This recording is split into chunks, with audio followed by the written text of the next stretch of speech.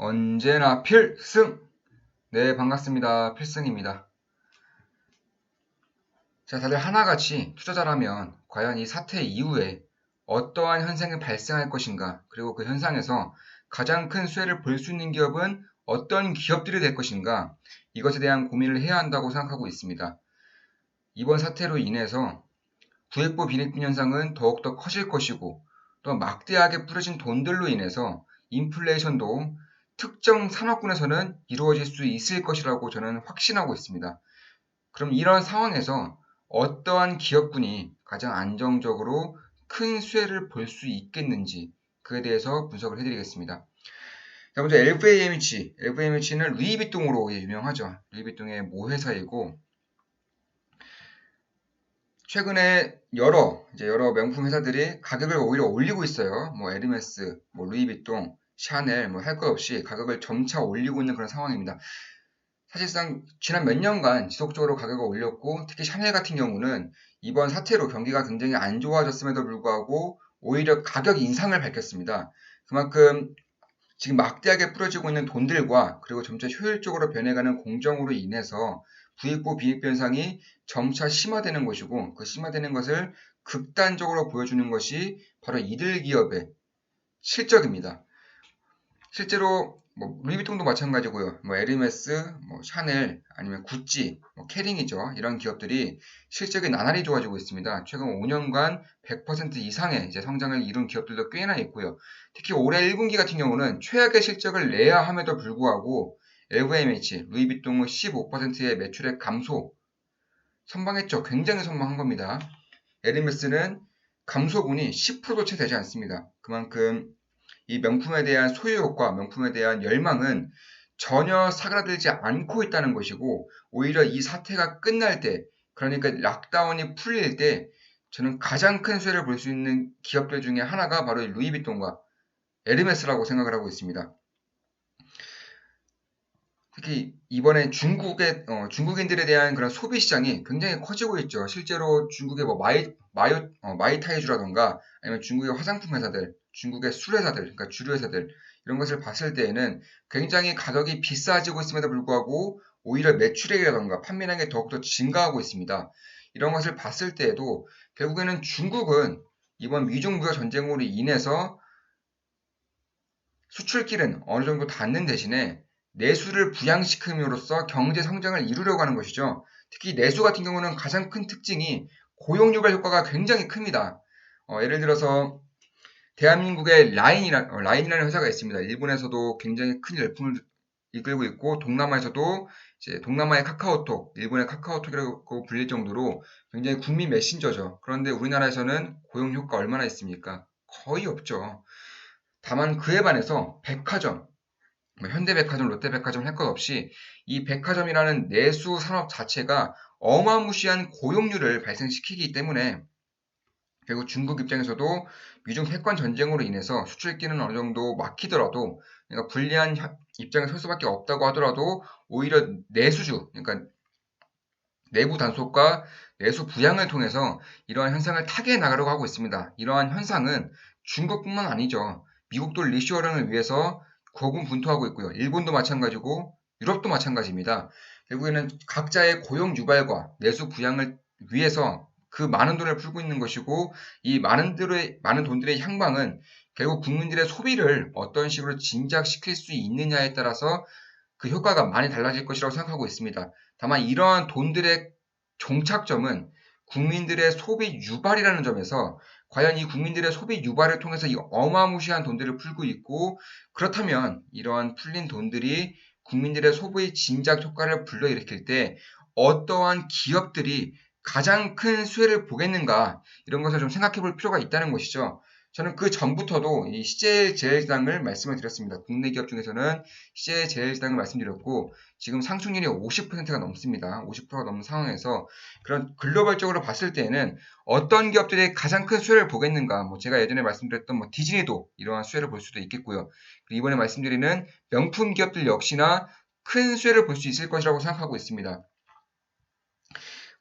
전 세계적으로도 이 아시아 시장에 대한 매출이 30% 정도로 가장 크고요. 이 아시아 시장에 대한 소비 진작 성장성이 굉장히 크다는 것을 이러한 통계로서도 이제 밝혀지고 있는 것입니다. 특히 가장 놀라운 점이 이 30%로 아시아 지역에서 1등임에도 불구하고 일본 시장에 빠졌다는 겁니다. 이 일본 시장 하나만 하더라도 이 명품 회사들의 매출액 중에서 10% 이상을 차지하고 있습니다. 이 명품 회사들이라는 것은 대표적인 명품주입니다. 뭐 루이비통, 샤넬, 에르메스, 구찌 이런 것을 봤을 때 아시아가 30%로 1등이고요. 근데 이게 일본 제외입니다. 일본 제외. 일본 단일기 국가로만 13%가 넘습니다. 13% 이상을 차지하고 있죠. 뭐 미국은 뭐 말할 것도 없죠. 미국도 20% 이상이고요. 다만 유럽 중에서도 프랑스를 제외하고서는 그다지 크진 않습니다. 이 유럽의 본고장인 명품이라고 하더라도 이 유럽의 특성상 그러니까 저성장성이 굉장히 만연해 있고 특히 일본처럼 많은 돈을 풀지 않는다는 그런 재정 정책으로 인해서 결국 이 전 세계 점유율은 19%를 차지하고 있습니다. 물론 프랑스는 제외입니다. 그렇기 때문에 이런 것을 볼 때는 결국에는 일본도 그렇고요. 유럽도 그렇지만 만성 저성장 국가입니다. 그런데 일본은 지금까지 돈을 굉장히 많이 풀었죠. 아베노믹스를 통해서 국가 부채율이 200%를 넘기고 있죠. 다만 유럽 같은 경우는 굉장히 안정적인 재정 정책을 펼쳤고 과거에는 하이퍼 인플레이션이라는 악몽이 있기 때문에 이러한 부분에 대해서 훨씬 더 보수적인 재정 정책을 펼치고 있었던 것입니다. 그런데 지금 어떻습니까? 유럽도 역시나 일본과 마찬가지로 어마어마한 돈을 풀고 있죠. 특히 이탈리아라던가 다른 국가들에 대한 그런 재정 위험성이 커지고 있음에도 불구하고 결국 이러한 재정 정책에 대한 활로는 국민들의 소비를 진작시키기 위한 것이고 국민들의 소비를 진작시킴으로써 내수를 부양하고 내수를 부양함으로써 고용률을 더욱더 올리기 위한 것이 최종적인 목표입니다. 그래서 이러한 많은 돈들이 과연 어디로 갈까? 결국 어디로 가겠죠. 그 어디로 가는 것이 저는 이 명품 기업들의 많은 돈들이 갈 수 있을 것이라고 생각하고 있습니다.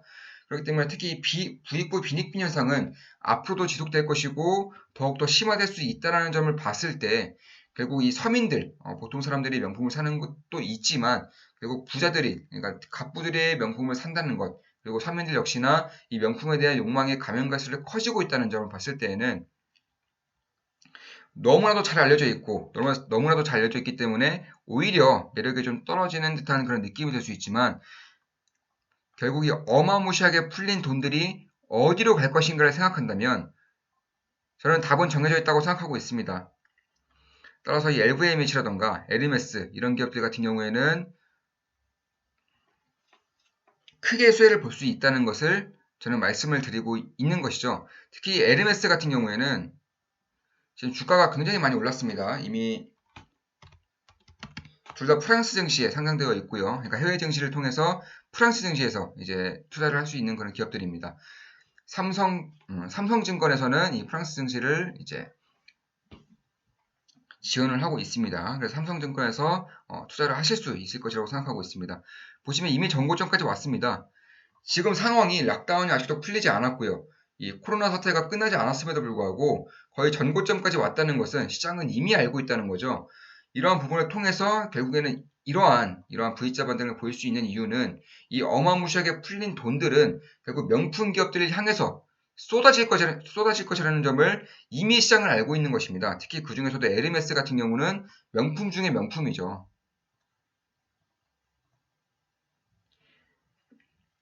한 예로 에르메스 가방. 이 에르메스의 가방이 얼마인 줄 아십니까? 경매로 4억 2천만 원에 낙찰이 되었다고 합니다. 그만큼 에르메스 같은 경우는 이 명품 중에 명품이라는 그런 타이틀을 가지고 있고 이러한 부분에 대한 것을 감안했을 때 가장 큰 성장성을 하고 있다는 점.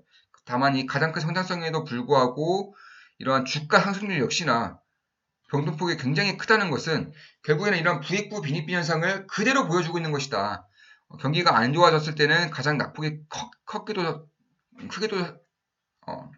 가장 큰 것도 사실이었지만 지금 이렇게 돈을 많이 풀고 있으면서 가장 크게 수혜를 볼 수 있는 기업도 에르메스라고 이 시장을 생각을 하고 있는 것이죠.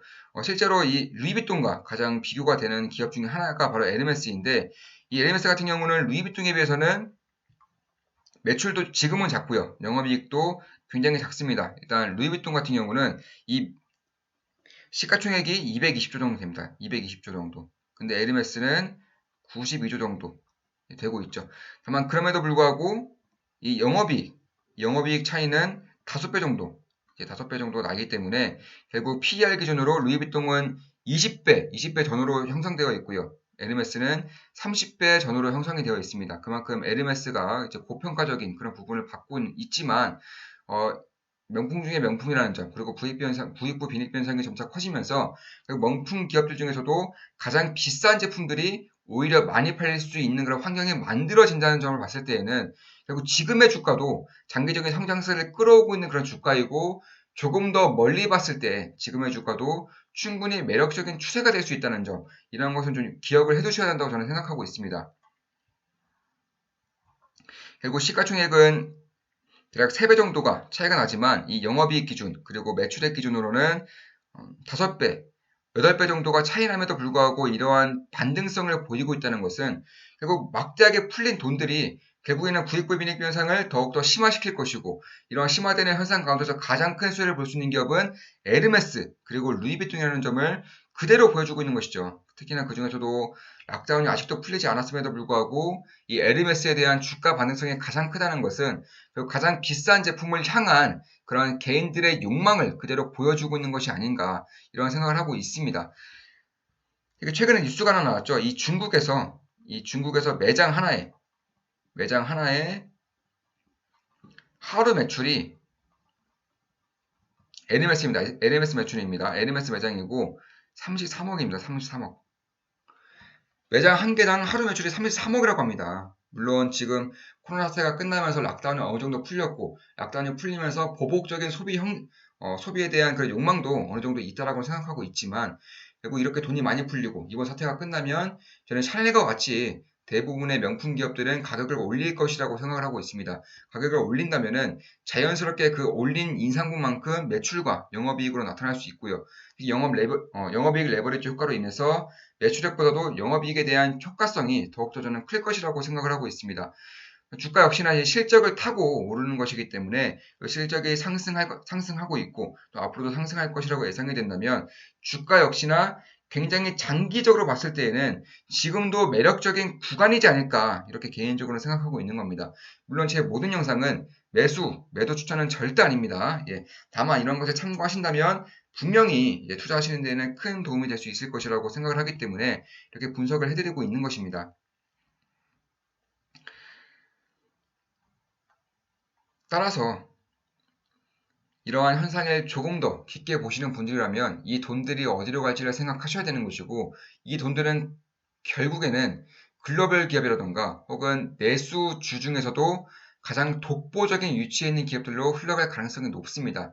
특히 이 시대의 흐름을 잘 읽는다면 이 시대의 흐름이 어디로 가고 있는지, 예를 들어서 음식이라면 배달 음식으로 가고 있는지, 아니면 집밥으로 가고 있는지, 아니면 가정 간편식으로 가고 있는지, 의류 같은 경우도 저렴하고 싼 제품들로 가고 있는지, 그러니까 보세 제품으로 가고 있는지, 아니면 중저가형 브랜드로 가고 있는지, 아니면 고가형 브랜드로 가고 있는지, 아니면 명품과 같은 초고가형 브랜드로 가고 있는지, 이런 것을 잘 생각해 보시면서 과연 지금 풀린 돈들이 미래에는 어떻게 될 것인지에 대한 그런 고찰을 한번 해보시길 바라겠습니다.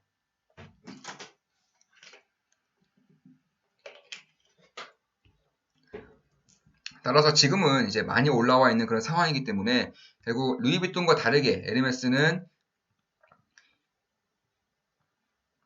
이제 저항권에 다 왔기 때문에, 그래서 만약에 꺾여준다면 이제 지지 라인을 확인하면서 분할로 이제 투자할 수도 있을 것이라고 저는 생각을 하고 있습니다. 물론 매도 추천은 절대 아니죠. 또 LVMH 역시나 마찬가지죠. LVMH는